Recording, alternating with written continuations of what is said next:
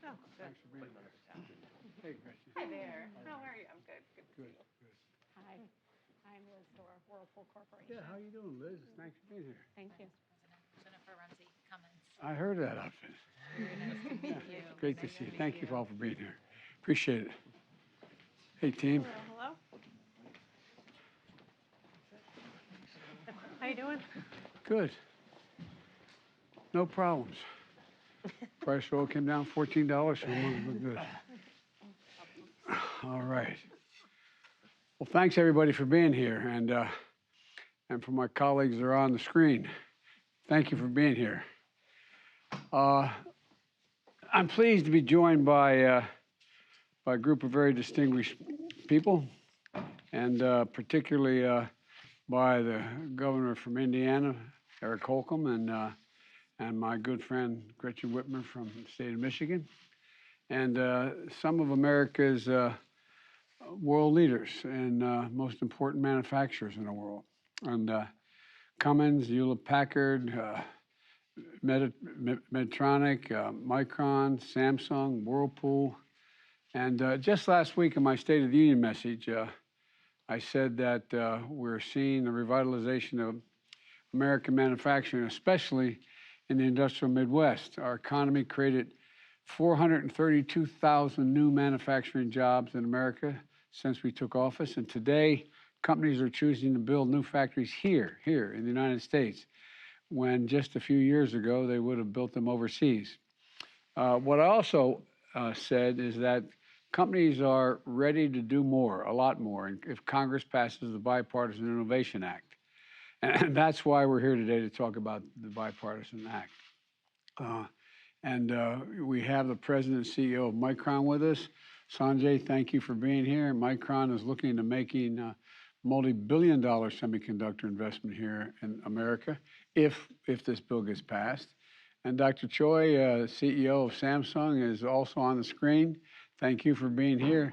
Samsung has committed $17 billion. It's the largest ever U.S. investment to build a semiconductor facility in Texas, which I understand is going to create 2,000 good-paying jobs.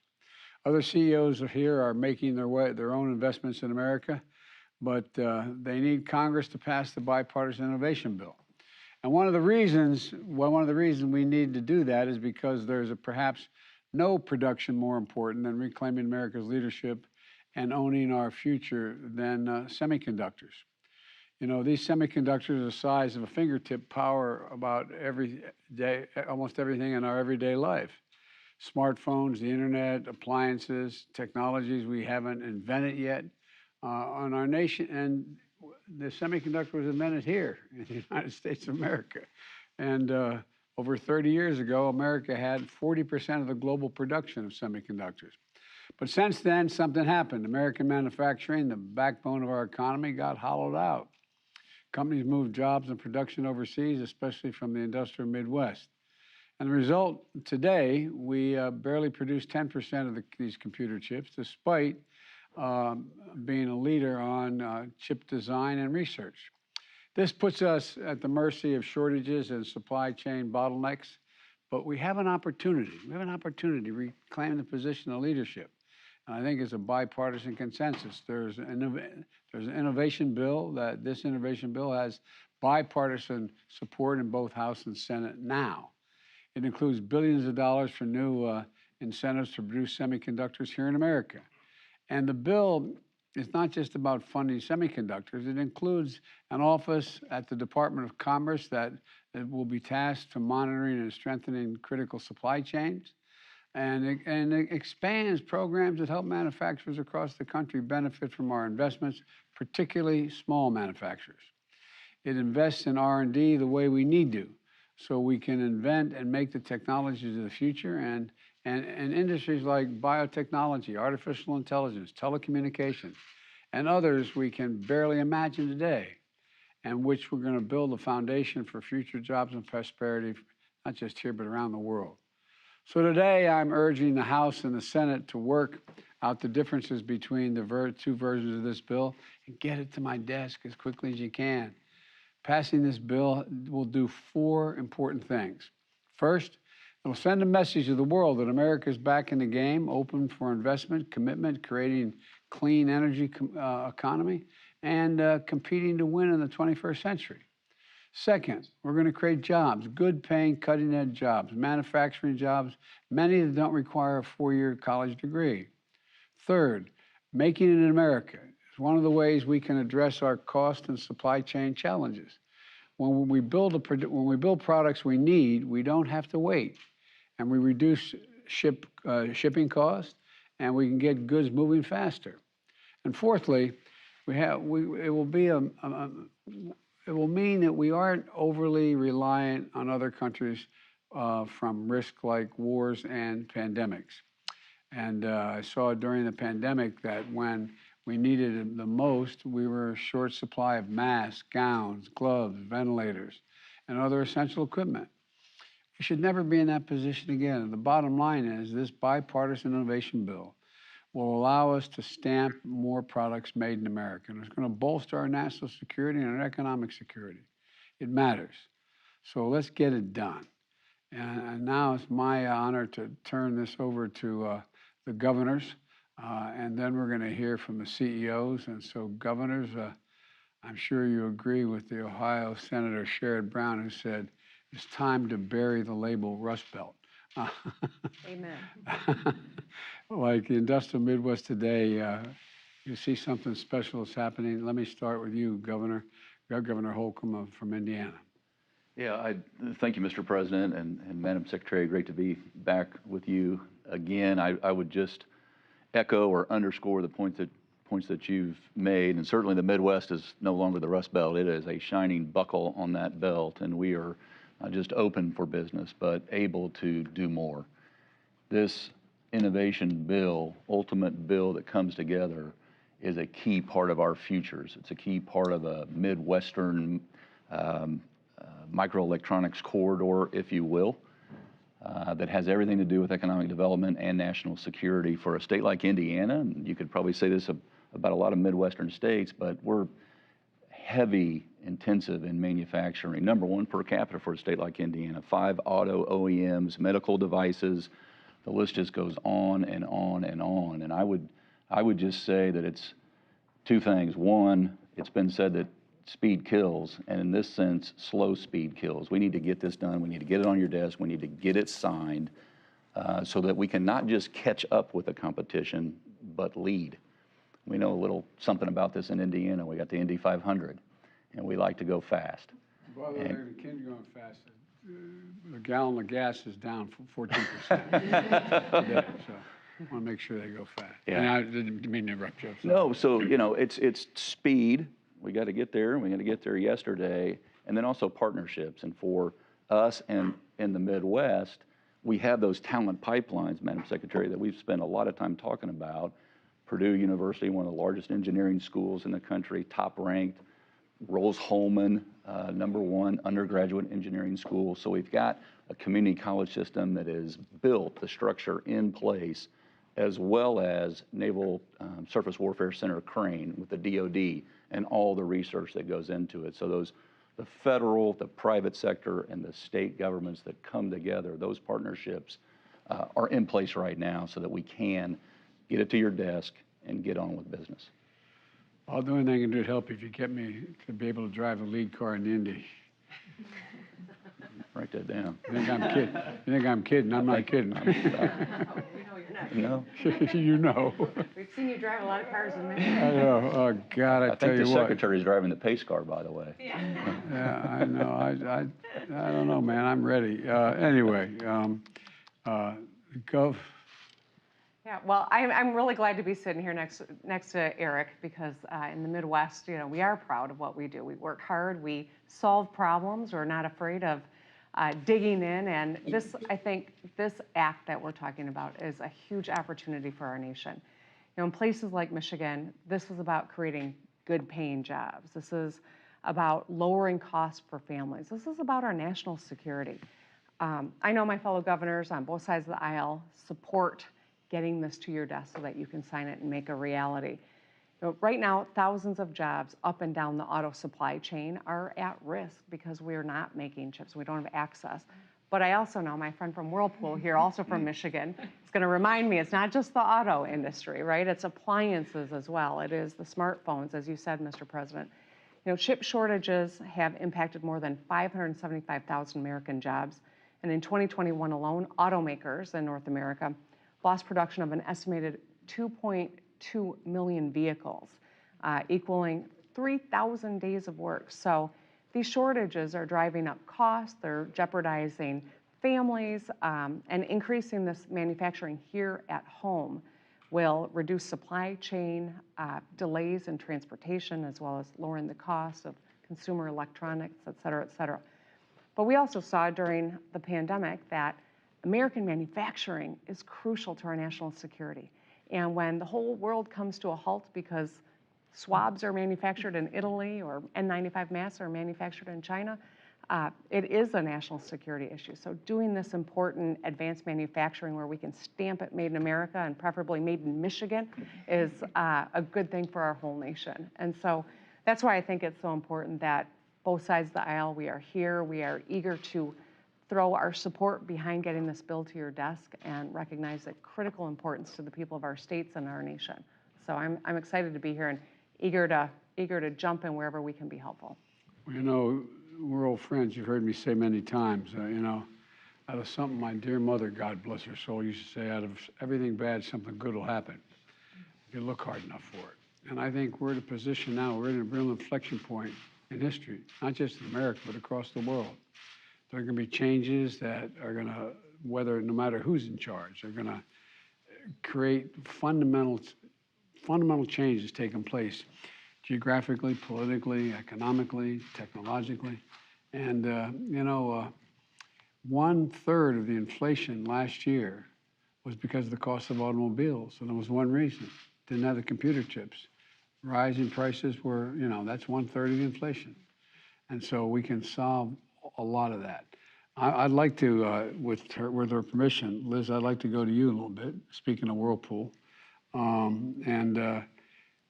You announced an $80 million investment in the manufacturing plant in Ohio and Oklahoma last year, which are going to create about 250 jobs, if I'm not mistaken. My question is that, excuse me, why domestic production of semiconductors important to Whirlpool, and how will this bipartisan initiative, if it passes and gets to my desk, how that's going to affect you? I think I know the answer, but I think it's important for it to be heard from you. No, I really mean it. I think it's important. Look, the one thing we've had is we brought in CEOs and VPs and others the last, I don't know, couple months right here in this forum, is people go, whoa, this is real, when they hear from the companies what they want to do. And so I'd love you to tell me a little bit about how you see it moving, if you would. Well, first of all, thank you, Mr. President, for inviting Whirlpool Corporation to sit here today at this table with all these leaders. So we're very, very grateful to be able to be here today. What I would say is that the $80 million investment in Ohio and Oklahoma, as you said, you know, that is us supporting the United States. Additionally, we have made an investment, $60 million commitment in Michigan in our R&D center. So this is demonstrative of our commitment to the United States. We have 9 factories in the U.S. We sell 80% of the products that we sell in the U.S. are produced in the U.S. So it's definitely a commitment here to the United States. We have been challenged with the supply chain, you know, not being able to deliver appliances to each of the consumers in the U.S. every day due to the semiconductor issues. We see the semiconductors as an essential component to our appliances. They're found in almost every one of our appliances, and they're absolutely critical because they deliver the technology that delights our consumers, whether it's cleaning your laundry or your dishes or cooking in the home or using it to store your food and medicine during these very challenging times. So semiconductors are absolutely essential for us, and certainly if we had all of these semiconductors, as Governor Whitmer said, we'd be able to deliver the appliances to all of our customers, which we have been challenged to do so. But we are absolutely committed to deliver to our consumers every day. Do you think your customers and or even maybe some of your employees who've been around a long time really appreciated how critical a semiconductor was for them to make the products and move them? Absolutely. I think everyone inside our company, and I even think U.S. consumers and world leaders are very, very familiar now with semiconductors and how critical they are to technology, research and development, upskilling the workforce, and STEM education. So absolutely. Well, it's interesting that I think it's been unfortunately, it's been a reality that the American public realizing that a semiconductor mattered a great deal, whether or not your washing machine functioned, or whether your cell phone functioned, or whether your automobile functioned. It's not that, I think they just took an awful lot for granted. We all did, that this was, we can do this, it's not a problem. And the irony of, I keep reminding everybody of the irony is, we actually invented the semiconductor. We headed to the moon. So we also, I know parenthetically, we got to start investing a hell of a lot more money in research and development, pure research and development. We used to do about 2% of our GDP. Now we're down by 1%. And anyway, but I don't want to get off on that to get you going. Well, thank you. I'd also like, Madam President, Jennifer, you at Cummins, you make some pretty big engines. You manufacture, but now you're making battery electric alternative fuel engines, right? That's right.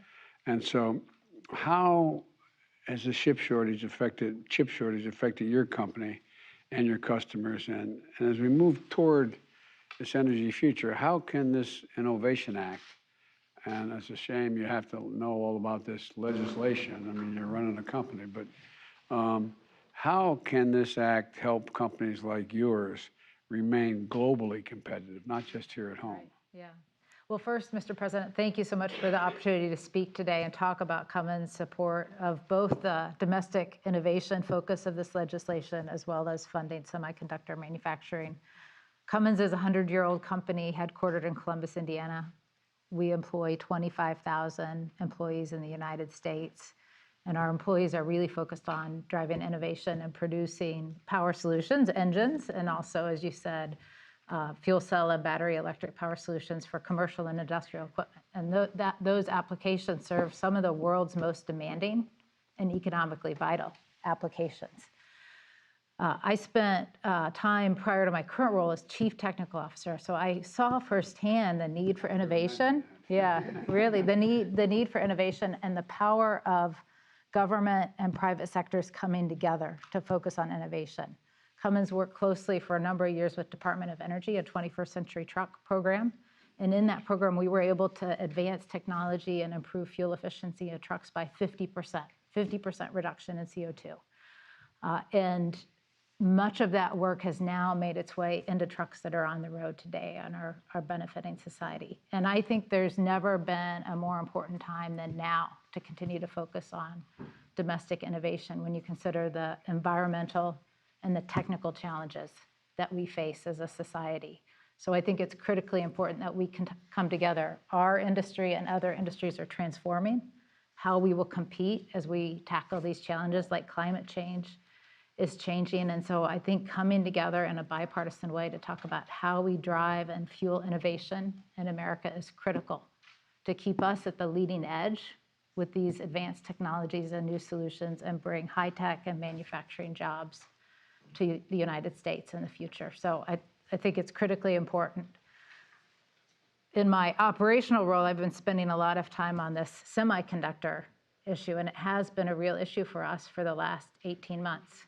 Our products do not run, in most cases, without semiconductors. They're critical for emissions and safety control systems, and increasingly, we're utilizing them as our technology advances, and we have not been able to get enough. It has impacted our ability to build and deliver product to our customers, and it's an issue we continue to deal with today. So we strongly support the CHIPS Act, really focusing on bringing domestic production of semiconductors here, including some for our industry, which, by the way, are different than what we use in our cell phone because of the durability and harsh environment our products operate in, we have specific chips that are critical to continue to invest and fund here in the U.S. And so we look forward to being a part of the conversation as we move this important work forward. Well, the point you've all made is that as everything changes, there's a fundamental shift to the reality that we can't keep the combustion engine the way it has been. It's even, you see what's happening in locomotives now, and you see what's happening just across the board. And and I think it presents an enormous opportunity to improve the health of the public overall, number one, because we're moving in the direction that we don't need to propel most of what we have in the future with regard to oil products. I was really pleased, and Gretchen and I talked about this a lot, when we met with the CEOs of the automobile companies, particularly Mary Barra, and she had sued the state of California for having a higher mileage standard than the national standard. And we had a long talk. I'm not taking credit for her changing her mind, but she ended up calling me and saying that we're going to go, we dropped the suit, and we're going to go all electric. We'll get halfway there within the next, and she set a date. And then Ford jumped on and everybody else. And it's because it is the future, and it also creates really a hell of a lot of jobs too, good paying jobs and increasing the technological breakthroughs. And so at any rate, I think what you're doing really matters. And I know we got a lot to talk about. You saw the team over here. I'm not sure about anybody but Gina over here on this side, including me. But all kidding aside, we got a lot to do, and I think we can get a lot done. I really do. And there's a little thing going on in Europe right now, and I'm not going to be able to stay with you the whole time we're here, but that's not going to in any way diminish the content of what we're discussing here. And Brian, I'm told that you're going to run this show here. Yeah, we'll give you a chance to depart in the press as well, and then we'll continue on here.